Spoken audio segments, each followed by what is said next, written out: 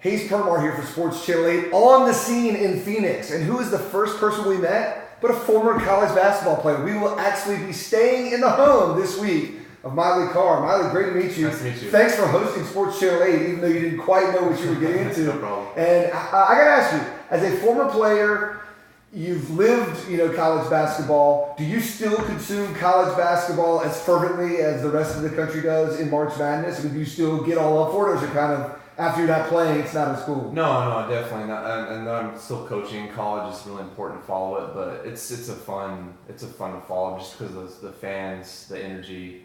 I still love the NBA as well, but there's nothing really like college basketball, especially right now, just with the March Madness stuff. And now that it's in my hometown, I'm actually from Phoenix, so just that energy around the sport is awesome. Very cool. And we didn't do the best full introduction because we've just introduced ourselves. But my man is currently an assistant coach and the interim head coach right now at Grand Canyon University, who played Duke this year. Give us your favorite ACC memory from playing Duke or another ACC team, either this year or in the past. For sure, it was just Cameron Indoor. Yeah. I mean, just the history and I think we walked up to it and it looked like more like a church. Yep. We weren't really sure where we were.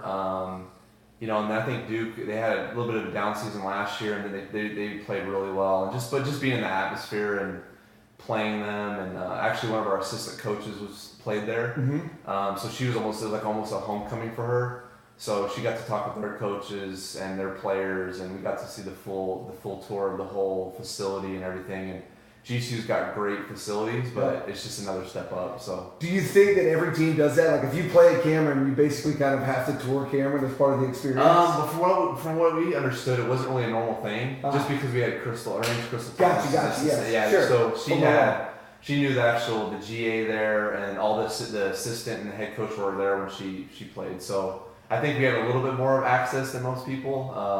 But yeah, it was great. All right, I'm putting you on the spot because we have not discussed this, but you said you played overseas as well. Mm-hmm. Did you ever have a former ACC player that you know of as a teammate?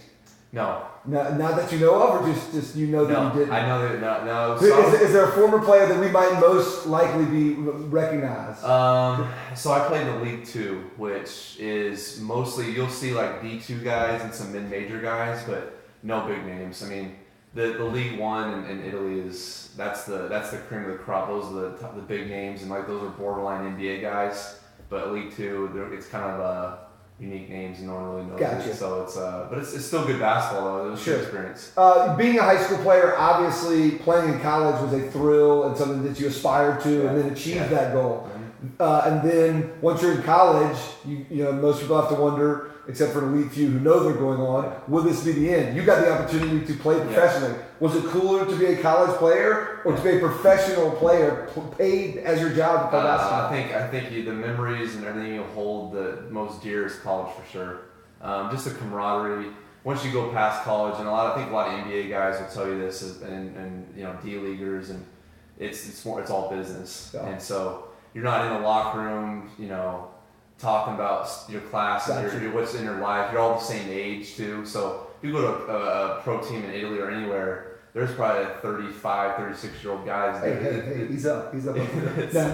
That's when you're 19, and so you just can't relate to what they're trying. They're trying to feed their families, and you're just there trying to get experience. So.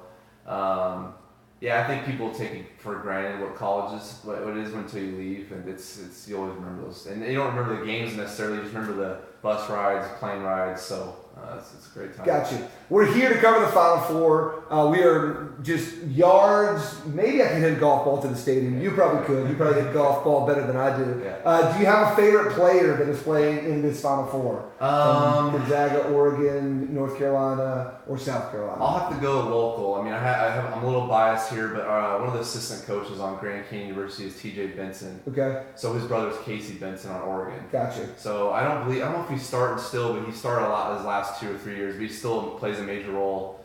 He's left-handed, which I am as well, but he played at Corona del Sol in Tempe.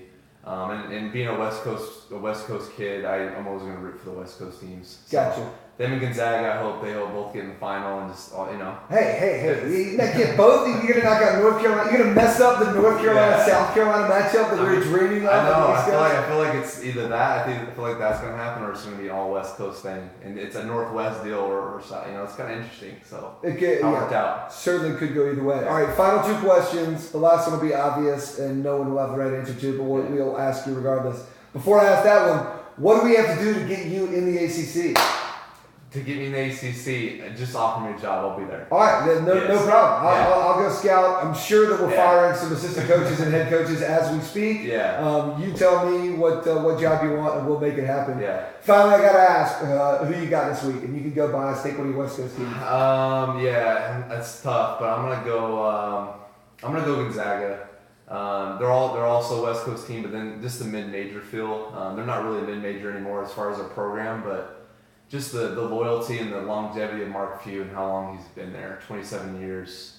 I think he's, before he got to the Final Four, I think he had like 43 or 44 tournament games before he made it. And so just the school believing in him believing in the school, not bouncing around job to job, he just stayed with it. And you kind of want to see a guy rewarded for that. Yeah. And if he does win, I bet he stays another 20 years. That's just how he is, It seems like he could be that guy. Yeah. We are from North Carolina. We're obviously neutral, so when we pick North Carolina to win it all, that'll be based just on analysis and stuff. Milee going a little homer here with the Gonzaga pick, but we'll let him get away with it. Yeah. Hey, thanks so much, not only for the time, but for letting us use your place as the Sports Channel Studios this week. No problem. We hope it'll still be standing on Tuesday. No problem, man. Thanks, man. Milee Karre for Sports Channel 8 in Hayes, Permar.